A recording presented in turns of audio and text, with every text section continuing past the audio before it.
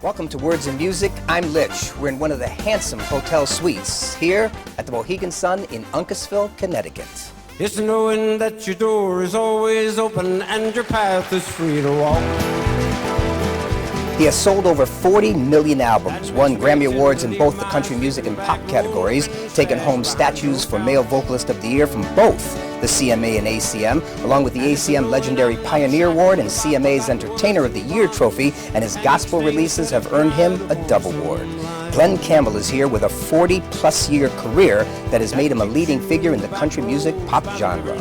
Back in Arkansas, it was Glen's dad who noticed his boy's love for music and bought him a $5 guitar from Sears and Roebuck. I am the lineman for the county. By 16, the young Campbell had left school, joining his Uncle Dick Bill's band in Albuquerque, New Mexico. 1961 found the 24-year-old in L.A., becoming one of the most in-demand session musicians, playing on the recordings of Frank Sinatra, Elvis Presley, the Monkees, Nat King Cole, Merle Haggard, the Beach Boys, and that list goes on. By the time I get to Phoenix, she'll be rising. Also in 61, Turn Around Look at Me was issued as a single and grabbed the attention of the people at Capitol Records. For 18 months between 1964 and 65, the Beach Boys invited him to join them as their bassist. Southern nights, have you ever felt a southern night? Woo! Glen's first album for Capitol, The Green River Boys featuring Glen Campbell, was titled Big Bluegrass Special, and after that, the floodgates opened. Like a rhinestone cowboy, riding out on a horse in a star-spangled rodeo. The year was 1967, and the hits poured forth. Gentle on My Mind, By the Time I Get to Phoenix, the Grammy Album of the Year in 68, I Want to Live, The Dreams of the Everyday Housewife, Wichita Lineman, also Galveston, Rhinestone Cowboy, and Southern Nights. The Smothers Brothers caught Glen on the Joy Bishop Show 34 years ago and asked Campbell to host their summer replacement series, which led CBS network executives to offer Glen his own variety program to showcase his talents. Ladies and gentlemen, my friend Johnny Cash. The Glen Campbell Good Time Hour was born and debuted in January of '69, becoming a #1 favorite with 50 million households watching each and every week. From TV to the big screen, he appeared in the films True Grit with John Wayne and Norwood. 8 years ago, Glen published his autobiography, Rhinestone Cowboy, while last month, the pop duo from Birmingham, England, Ricky and Daz, released a dance mix version and video of Rhinestone Cowboy with Glen as special guest.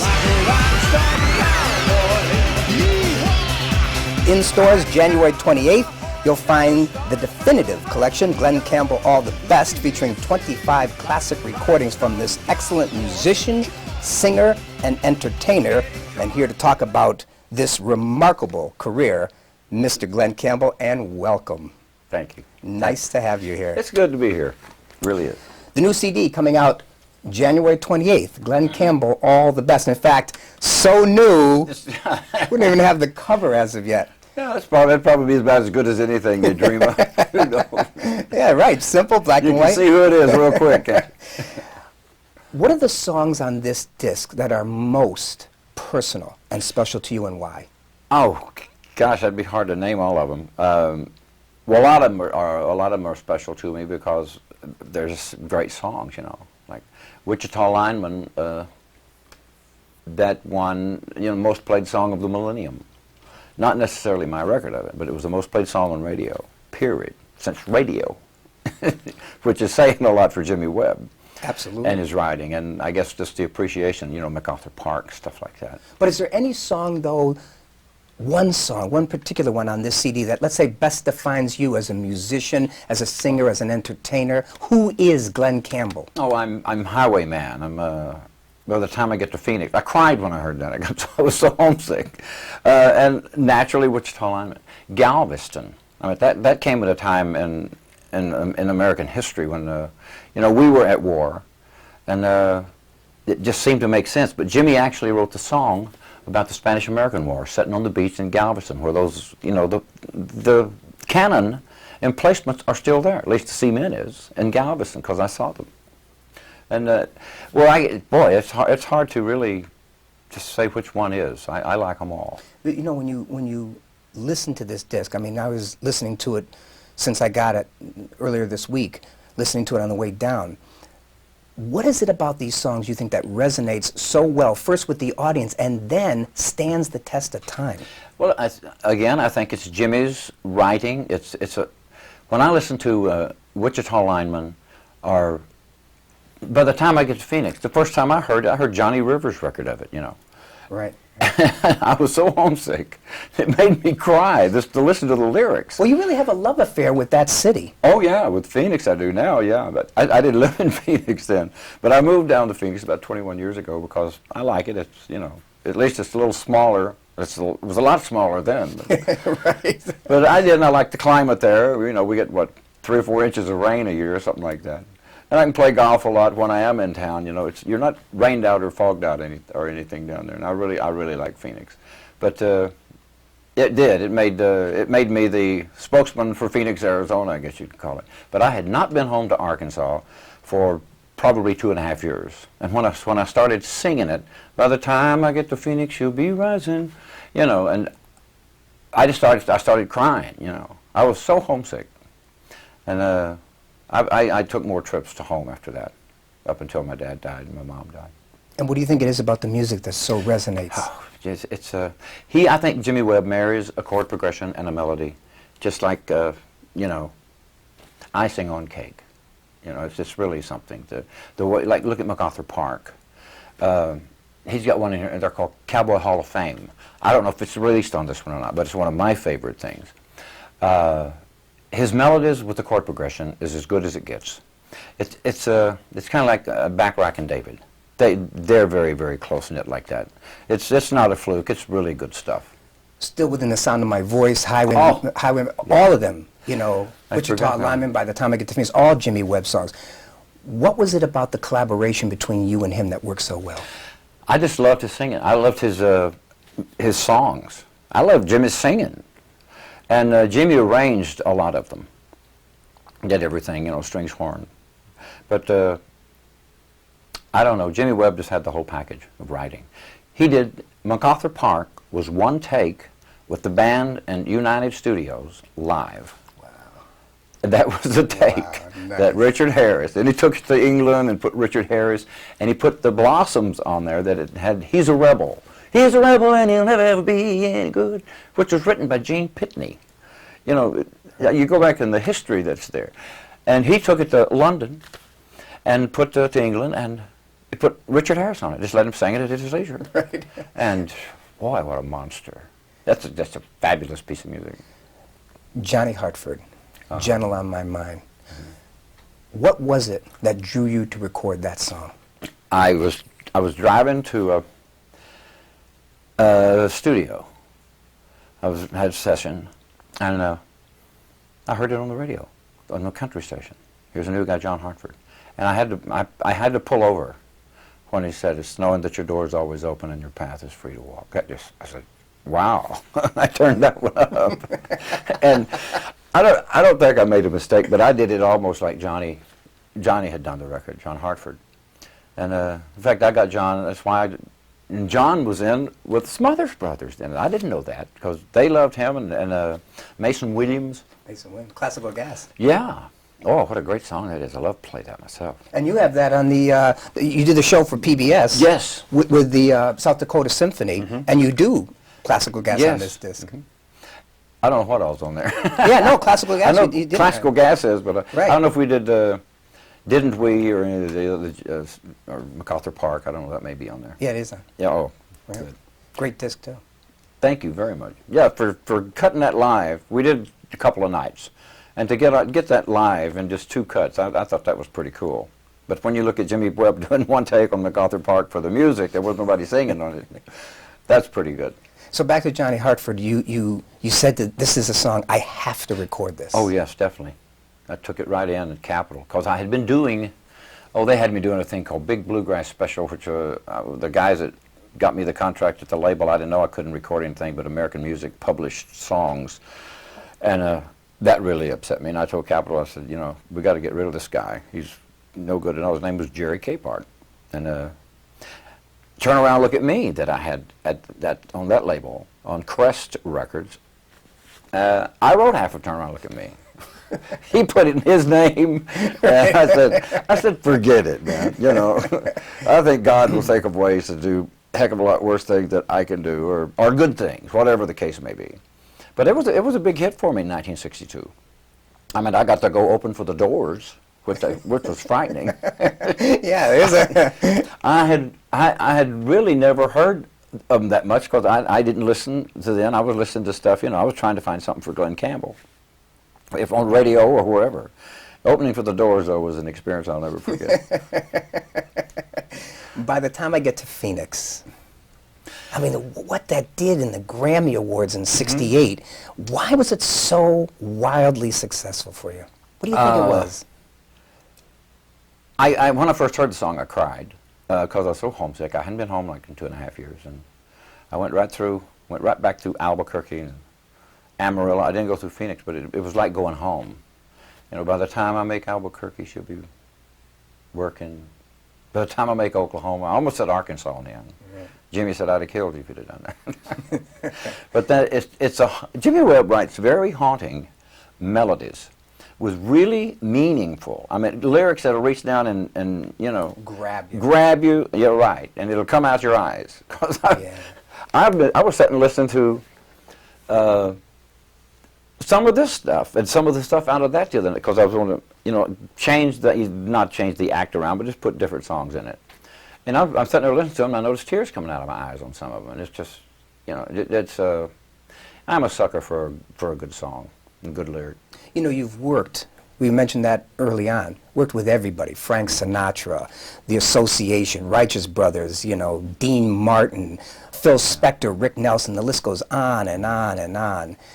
But do you consider yourself a musician first or a singer and an entertainer first? Well, I think probably it's in that.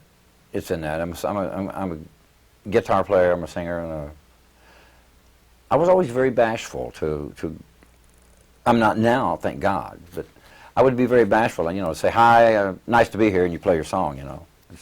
Which probably be better if I did that now. But I mean, do you feel like, or let me ask you this, what do you feel is your strongest gift? I'd say singing and playing the guitar. And that, you know, it's and the gift of music, and the gift of good time, and the gift of tonality is a great gift too. You know, you hear a lot of people singing. You know, if they sing by themselves, they're in 4 or 5 different keys before you know it. But you have Glen Campbell, who's such a great session musician, in demand. Frank Sinatra, and like I said, the Beach Boys. The list goes on. But at one point, that hunger to satiate your appetite, to leave doing, you make great money being a studio session musician, but here you had that calling to be in the spotlight. Yeah, but I was shy of the spotlight, really. I don't know why. Probably the hardest thing I did was to go out on the road and be a Beach Boy. That's what really made me realize, no, I want to play and I want to sing what I want to play and I want to sing, and not having to play bass and sing a high third on Little Old Lady from Pasadena. I want to dance. Oh my God, I raised my voice a tone and a half. Veins coming out of your neck and in your head, right? But it was something that I really enjoyed. I enjoyed doing it, but it was scary. It was a lot of fun. It really was a lot of fun. But that's what I wanted to do. I wanted to sing, boy, the Jimmy Webb stuff, the, you know, Mason Williams. Boy, what a silly writer he is. Who took you to a place where you think you've never been before, or you thought at the time? Some one person who you think took you to a place that you never had been before up to that point in time in your career? I think Brian Wilson's music did. Because? Just because it was so good. I mean, his chord progressions, his harmonies, the way he would put it together. At that time, before it was, you know, I played on the Righteous Brothers stuff. Lost That Love and Feeling, Soul and Inspiration, you know. Oh, my love, my darling, I'm hungered. I can't forget I forget the name of that now. But all of that, say the Beach Boys, Jan and Dean, that formed kind of what I wanted to do. You know, I could hear that, and I said, they do it so well. Jan Berry wrote out everything on the sessions. And I loved singing Honolulu Lulu. I really did. It really made sense. But when I got I think the topper was Rhinestone Cowboy. I like to wreck my car when I heard that. 75. 1975, and this was after everything. You know, I had a lull there because I'd been arguing with Capitol about what I'm supposed to be releasing and going through marriage problems and all that jazz. But when I heard Rhinestone Cowboy, boy, I said, that's... When I heard Southern Nights, it was the same way. 77. Alan Toussaint, who A couple years the later. Pointer Sister stuff. Right. Those good writers are just good writers, and they just their songs, they just don't aim them at nobody. You know, it's What makes up a great song for you? a great chord progression. I mean, with a great melody, and then some, you know, lyrics that really tell a great story. You mentioned a little bit of dissension, altercation between yourself and Capitol Records, and a little bit of a down period. How did you deal with the bad times during your careers? I really didn't. You know, I was out playing on the road so much, and I just said, well, you know, the heck with them. Bury yourself in it, in yeah, your music. Just go out and do it. And that was wrong. You know, that can get you in a lot of trouble too, being on the road all the time. And what do you think it was that made the most difference to you? When you look back and you think about certain points, crowning moments in your career, what do you think were the moments that stood out the most to you and you said, this is what made a difference in my career? I think Wichita Lineman, naturally, first. Because it came out when the TV show had started. And there was another, the Try a Little Kindness. That was the most played song of 1969. But these all came out when the TV show hit. The most memorable thing, and the scariest thing I ever stepped into, was getting on a horse beside John Wayne. True Grit. Yeah, that was really an experience of a lifetime. Tell me about it. Hal Wallace, he was talking to my guy that was managing me then, and he said, and Duke brought his little daughter over, Marissa, to meet Glen Campbell. And that just floored me, because she was a big fan of the Good Time Hour. And I think maybe Hal Wallace sent him over, because I wasn't hot to do any movies, because, you know, like I said, I never acted before True Grit, and my record's still clean, you know. That was Glenn up there.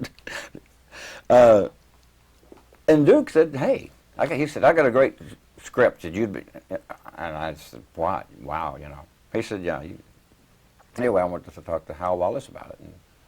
And I said, what kind of horse I wanted, you know, blah, blah. Why not try it out? Because I could ride, you know. We didn't even, that was our transportation when I was a kid. If you wasn't riding the horse or mule, you were in the wagon, you know. And I went over and picked out a good one. Man, he could single foot, you know, he could pace. Great, and it's very smooth riding. And we get out on the set, and he's got this sagebrush horse that wasn't 3 hands high, man, for me to ride. And Duke's, we have the same inseam, John Wayne and I, but he stood 3 inches taller than me. Because he's got a torso. That's why he looks so big in the Right. saddle. Man. He does look huge. He is huge in the saddle. And I just thought, I just went right ahead with it and did it. And said, you know, if I get out of this, you know, I can go play one night and make more money than I'm making in this movie. And it ain't that much fun. And I just really disliked acting. It was very frustrating. Because that was in 1969, 70. Right. And I just wanted to go out on the road and play and sing, because that's what I really That's what you enjoy did. doing. Yes, and that's what I enjoy doing. I don't remember not sitting down and enjoy playing and singing. Well, let's stay with that. So you have 1968. Here's Glen Campbell on the Joey Bishop Show doing a guest appearance. They see you, and here's this gentleman who is apparently, as you say, shy, a little introverted in his own way, and CBS comes to you and says, we want to showcase your talents every single week on a variety show and put you in the spotlight center stage. How did that work for you if you're so... Tommy Smothers, he said host the summer show, because I don't know why. I guess I was hot and he was looking around for somebody to host their show because Tommy wanted to produce. And boy, he did. He and Mason, and they really did a great job on the summer show. And they said, anything you don't like in the script, I don't have to do. And I said, great. They wrote stuff that was so funny. And John Hartford, he was in, John was a good writer. And Tommy said, well, I won't do any controversial stuff because I already told him about, I said, I don't like to get into politics. I don't like to get into knocking anybody. I don't like to get into, if you're a Republican and I'm an atheist, or I said, I don't want to get into that stuff because, I don't like controversy. And you don't want to polarize anybody. No, I don't want to polarize anybody. I don't want to hurt anybody's feelings, literally, is the way I'd put it. He said, fine. You don't have to say it. And Tommy did that exactly. And Mason Williams and all the writers, my gosh, Rob Reiner and Steve Martin, they wrote stuff that I wish I'd have kept what they wrote because they'd make good shows now. Yeah, they certainly would, let me tell you. They were so far out in left field they could play right field. But here you were so nervous, as you had mentioned, and yet here you are, 50 million people watching each and every week. I know it. I went to England to do a TV show and do some promotion. The first and second show of the Summer Brothers Smothers show had aired. And I stepped off of that plane in Chicago. Came back through Chicago to do something. And I was just, hey, there's old Glen Campbell. Everybody knew who I was, seemed like that I run into. And I said, where in the hell would they know me from? It didn't even dawn on me that, I had 2 network shows that aired. But number 1 at 8 o'clock Sunday night.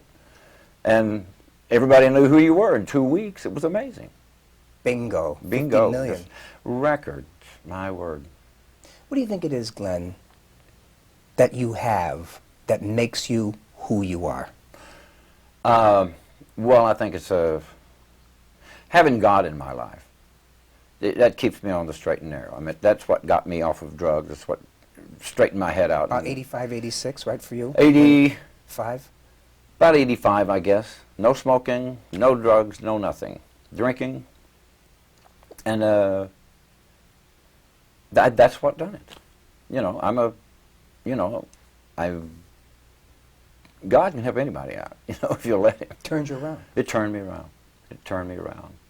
Now I read stuff, I always went with that old, I was like John Wayne's image in the movie, what's good and honest and just and fair, that seemed what made John Wayne as huge as he is, because he always played those parts that gave him that edge, It was always him in the end that solved all the problems and became the hero. Legendary.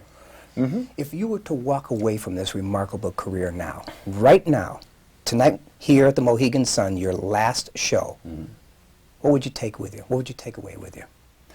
Oh, everything. It's let's face it, I didn't figure on this run when I started out. Such a talented, gifted musician. Oh, thanks. No, truthfully. Well, truly. I know how to play, but I think I've done it just about long enough. What is it that Glen Campbell hopes that he accomplished in this life in music? Oh, I think. To know that I haven't gave anybody a wrong turn, gave anybody a wrong twist, or tried to cheat, or try to lie, or try to steal. That's what I say about it. When you have a clear conscience, I cleared mine up. I know. When you're clearing it up, and if you got something in here in the closet, get it off of your chest. I wrote things in the Rhinestone Cowboy book. I said, my God, I must have been on drugs when I wrote this to tell all of that. Pretty cathartic, though, wasn't it? My daddy had a saying. He said his brother was kind of tongue-tied, and he said, boy, I did started, I tain't top.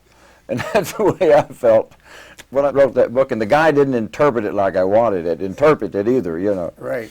Because when you don't write it, you got to have somebody do it for you. It's like having somebody sing your song for you, It's hard to do.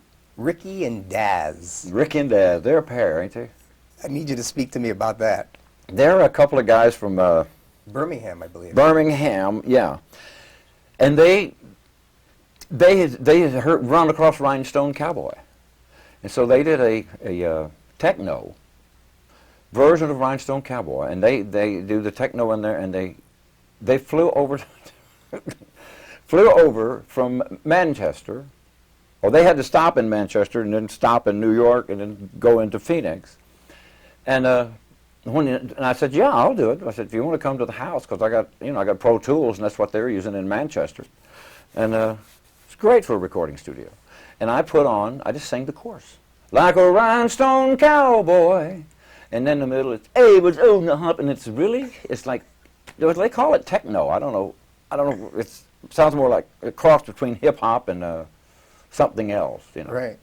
And here's you guesting on it. Yeah, it's great. Guessing on the record. It's a hit in England now. Yeah, I know. And interesting. Wasn't it your son who came across? He came across. I think he downloaded it on the something that they did on the web on the internet, and he was the one that brought it to your attention. You were like, you got off on it, right? I did. I said, hey, that's great. You know.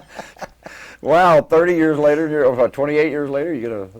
January 28th. All the Best. Glen Campbell will be in stores. 25 tracks, classic recordings, and digitally remastered. Yes. This sounds great. Right here, the definitive greatest hits package. Glen Campbell, All the Best. Glen, thank you for doing this. Thanks for having me. Nice to have you. And I really do thank Capitol for doing that. That's great. They put some songs I really wanted in it. You know. Thank you again for doing this. Appreciate it. Thank you for having me. I really appreciate it. Absolutely our pleasure. Once again, in this great hotel suite here at the Mohegan Sun in Uncasville, Connecticut. For Words and Music, I'm Lich. Thanks for joining us. We'll see you next time.